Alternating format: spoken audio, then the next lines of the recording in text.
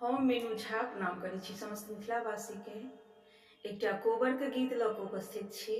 आशा करै छी अहाँ सबके नीक लागत। धन्यवाद। जय मिथिला, जय मैथिली। चलू चलू देखू सखी, चलू जनकपुर धाम है।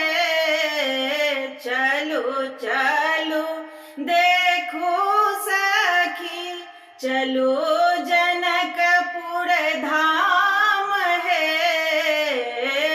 देखियौन रामचंद्र के, देखियौन रामचंद्र के, कोने रंग को बार है।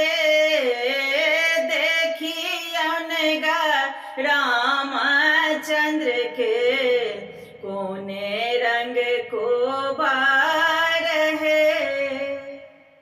काचहि बाँस केरे कोबर के घर है।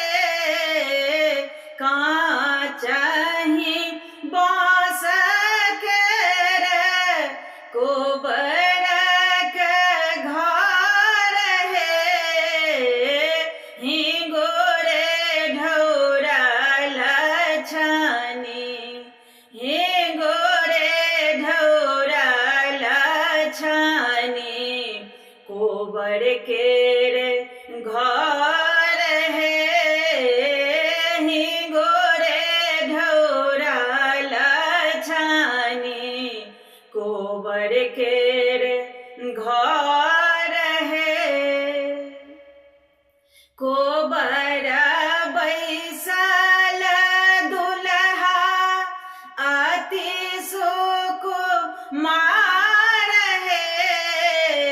कोबर बैसल दुल्हा अति सुकुमार है।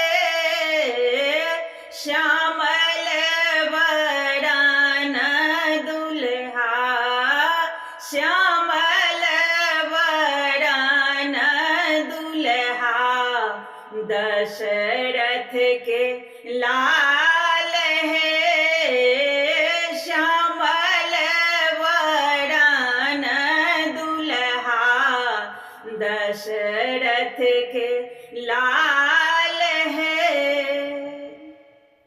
जुग जुग जीवथी हो दुल्हा कुमार है।